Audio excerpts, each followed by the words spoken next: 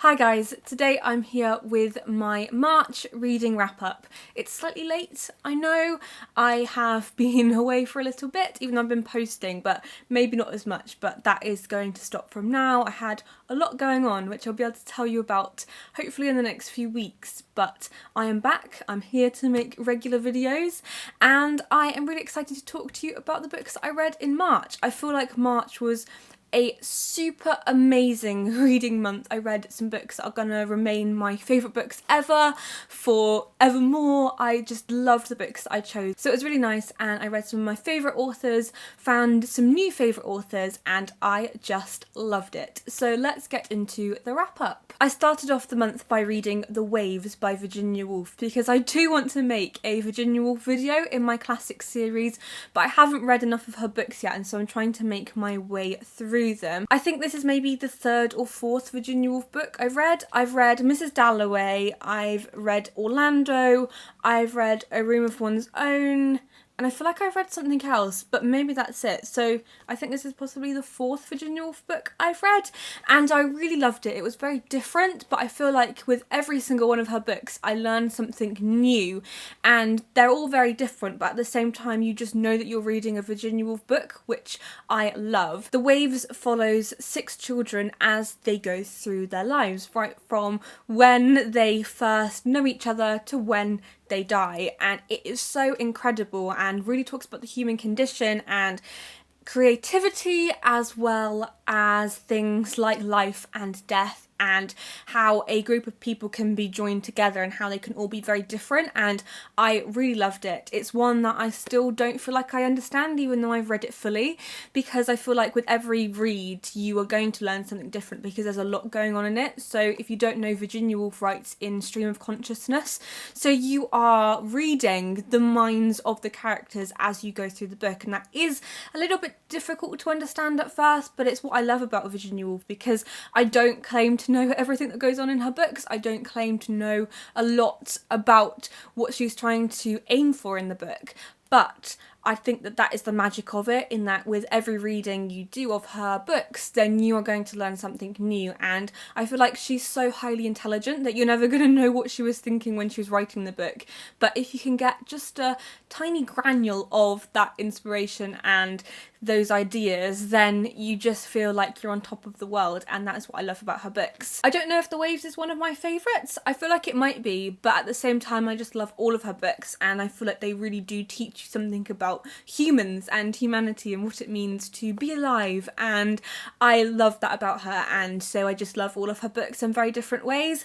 But I think I might read To the Lighthouse next, and I'm really excited about that. I did go and buy the rest of her books, so I've got all of them to read now, and I'm just so excited to read more Virginia Woolf, hopefully this year, but I don't know. I'm leaving it a little bit because I want The Waves to soak in. I don't want to go in and read all of her books all at once because I think that will spoil it, so it might be a while before I read To the Lighthouse, but I just can't wait. I love Virginia Woolf. After that, I read Almost Love by Louise O'Neill, and I've read all of her YA books, but this is her first adult novel, and I really enjoyed this. It was a bit different to her YA, but in a really good way. I felt like I love her YA books, and now I love her adult books, and I don't want to say one's better than the other because I think that would perpetuate the myth that YA is not as good as adult fiction, which I don't think is the case, but I love them in very different ways, and I feel like this can be a lot more sexually not explicit or graphic in any way, but it can really delve into relationships in a way that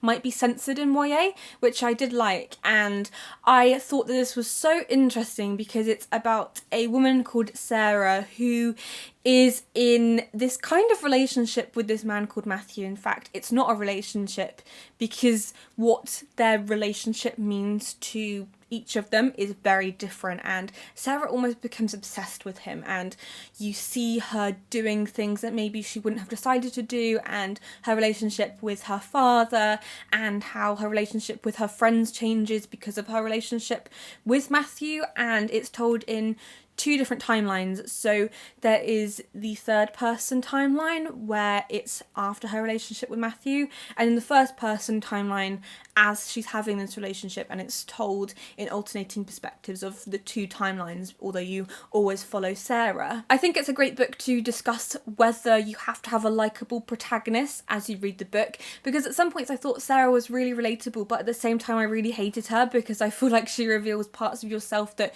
you don't want to acknowledge, and that's what I loved about it. And I've been following Louise on social media, and so many people have messaged her saying that they have read the book and really seen themselves and really understood parts of their personality that can be seen in Sarah, and I think it's really good. I like reading books about people who I don't really like, who I don't think I'd be very good friends with, but actually I can understand where they're coming from, and I really like the psychology of it. And I think that Almost Love is a really good read to think about your own relationships and how you understand your relationships. Even though it might not be similar to Almost Love, I still think there's a lot that we can learn from it. So I really love this and can't wait to see what else Louise writes next. She's got another YA book coming out later this year, but I'm looking forward to reading her adult novels too in the future. Next up is a book that I am so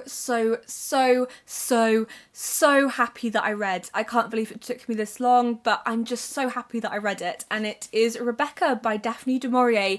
I've never read any Daphne du Maurier before, but I finally decided to read Rebecca, and I was so pleased that I did. Can you tell how happy I am? Because I keep saying it. I loved this. I loved it with all my heart. It started a Daphne du Maurier obsession that I just don't think I'll be shaking anytime soon. I thought it was incredible. Such a haunting, chilling book, but in the best way. I couldn't put it down. I just read it so quickly and I couldn't get enough of it, and I think that if you haven't read it, you definitely should. So Rebecca is about a nameless protagonist who at the start of the book marries a man called Maxim de Winter, and the book is about their relationship and how they are haunted by Maxim's previous wife Rebecca, as the book is called. And Rebecca isn't a physical ghost like Wuthering Heights, for example. You have the presence of actual ghosts where you're not really sure if they're real or not, but you have the physical embodiment of their ghosts. Whereas Rebecca is a constant presence in the house and in the protagonist's life, and she's never met her, she doesn't know a lot about her, but she's piecing together what happened and Rebecca's death. And I loved Rebecca. Again, she's a protagonist that you don't really like. She's more of an antagonist, but you're also not sure if she is really mistreated or if she's just a really horrible person and that's how she is. And you also have the character of Mrs. Danvers, who I suppose is like a physical ghost, but she's still alive. So you have Mrs. Danvers and Rebecca, and how Mrs. Danvers is alive and Rebecca is dead, but they're still working together even though Rebecca has died. And that's very complicated, and I don't think you'll understand that unless you've read the book. But I loved it. There were so many twists and turns that I just didn't see coming, and I think I might do a full video discussing my full thoughts on Rebecca, because I just want to talk about it over and over again. I can't get enough of this, and I can't wait to read more Daphne du Maurier. I think I might read My Cousin Rachel next. I'm not really sure. I've got so many Daphne du Maurier books to read, and I just can't wait to read them. Unfortunately, the next book was one I didn't love, and I really wanted to love it. I just didn't, and it was Oranges Are Not the Only Fruit by Jeanette Winderson. I've been trying to read more modern literature that's not like published in the last 2 years or something, because that's what a lot of the adult fiction I read is, but this is more of a literary work that is one that I can read for my English literature, which I'm studying 1945 to present day. So I'm trying to read a bit of the in-between stuff, and I thought I was going to like this, but I really didn't. I just didn't really get it, to be honest. I didn't really get the point of it. It's kind of semi-biographical about a protagonist called Jeanette who is growing up in a God-fearing household, and it's all about her religion, but also the fact that she's a lesbian. And there was a lot of waffle in this book, to be honest, a lot of stuff that was supposed to be imagery, but I skipped over just because it was a bit boring, and I wanted to have a really extreme emotional reaction. I wanted to love it, but I just didn't. And to be honest, I don't have a lot to say on it because I've forgotten it. It's gone out of my mind. I can't really be bothered anymore with this book. That doesn't mean to say I'm not going to read any more Jeanette Winterson in the future, because I think I am going to. I've got some of her other books to read, but it wasn't for me, and fair enough, I didn't like it, and I think that lots of people do love it, but it just wasn't my book. Next up, I read Dear Igiwele, a feminist manifesto in 15 suggestions by Chimamanda Ngozi Adichie. I've previously read We Should All Be Feminists, and I'd watched some of the TED Talk on this, but I didn't want to watch all of it because obviously I wanted to read the book. This is really short and it's structured really well, so it's very easy to read and really quick, but at the same time you get lots out of it, and I really loved it. I feel like if you haven't read any Chimamanda Ngozi Adichie, you probably should, and it has reminded me that I do need to read some of her full novels now, which I've got but haven't read yet, and I love hearing her talk. I think she's so intelligent, so clever, and speaks so much sense, and so this is all about lessons that you should teach your children, and so it's one I'm going to be picking up a lot, I think, over the years, just like, not to say like I'm gonna have a baby, like not in that way, but just in the way that I feel like you can get a lot out of it at any point in your life, and just in the way that you interact with people, not even children, but just with people in general and how we view the world. You can take a lot from it and really evaluate your own actions and the way that we treat certain things. I think that if you're a feminist or you're interested in feminism, then you should definitely try this. Back to one of my all-time favourite authors now, and I read more Thomas Hardy this month. I've been reading so much Thomas Hardy this year and I am loving every second of it. This wasn't one of my favourite Thomas Hardy books, but I still really enjoyed it, still really loved it, and it was The Trumpet Major. This is set during the Napoleonic Wars, so it's slightly earlier than some of Thomas Hardy's other books are set, but I really loved that about it. I loved finding out more about the rural community during the war, especially as it's set in Dorset or in Wessex, and so you really see what is happening on the coast and the worries and fears that the people have, but it's also got a really interesting romance, and I'm not sure I really like the outcome of that. I thought it was a bit of a letdown, but I mean, I wouldn't have made the same choices as the protagonist, but I still really liked it. Just not one of my favourites. I feel like it's one of Thomas Hardy's more silly novels. It's not something where lots of really bad things happen, where in some of the others, like Tess of the D'Urbervilles, there are really awful things happening or going on. This is one of the more lighter ones, and I don't think I liked it as much as, say, The Woodlanders or Under the Greenwood Tree. Under the Greenwood Tree is one of the other silly type ones where there's a lot of comedic things happening.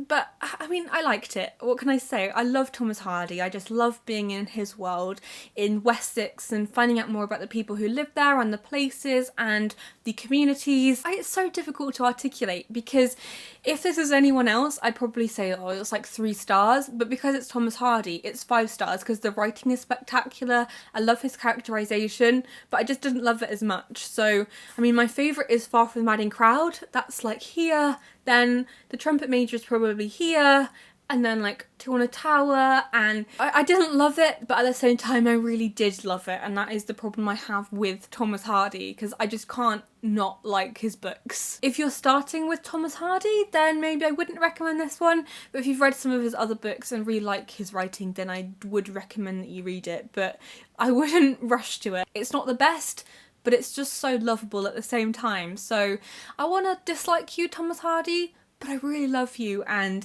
I don't see a problem with that. I just love his books. And then the final book that I read in March was a new to me author, but is an author that is definitely not new to the world, and it was A Study in Scarlet by Sir Arthur Conan Doyle. This is the first Sherlock Holmes book, and I knew bits and pieces about Sherlock Holmes, as I think everybody does, but I'd never read any of the books and I didn't really know what any of them were about, other than that they are detective fiction. Some people told me that maybe I shouldn't start with A Study in Scarlet and I should just go for the kind of collective Sherlock Holmes kind of individual stories rather than the novels, but I've decided that I'm gonna read them in publication order, and I'm thinking that that is working for me right now, so I'm going to carry on doing that. And I thought this was a really good place to start because it introduces Dr. Watson and Sherlock Holmes' relationship and really sets out their characters, which I liked. It's quite a short book in the fact that it's structured into two parts. So the first part is where Dr. Watson and Sherlock are figuring out the murder, and then the second part goes to when they have figured it out, but going way back in time to the motive behind the crime. And I liked that, but I did find that the first part was a lot more interesting, but I still felt like the second part really tied it up nicely, and I'm looking forward to reading the other books and figuring out if that's just how the books are structured or if it's just like that for this one. I'm definitely going to read more. I'd like to read all of them, and I really like the style. I really loved Dr. Watson and Sherlock, and I really loved how they were characterised and how they're very different, but at the same time they just get on so well. The next book in the series is The Hound with the Baskervilles, which I've heard lots about, so I'm looking forward to reading that one, hopefully soon, maybe over the summer. I just can't get enough. I really want to be back in Sherlock Holmes's world, and I don't really like crime fiction, so it says a lot that I really enjoyed this. So that was my March wrap up. I'd love to know in the comments what you read during March. What was your favourite book? What was your least favourite book? Have you read any of the books that I read? And based on the ones that I enjoyed, what do you think that I should read in the future? I'd love to know your recommendations on which Daphne du Maurier book I should read next, or if there is a Virginia Woolf or a Thomas Hardy book you'd like me to read soon. So I hope you enjoyed watching this video, and I will see you guys soon. Happy reading!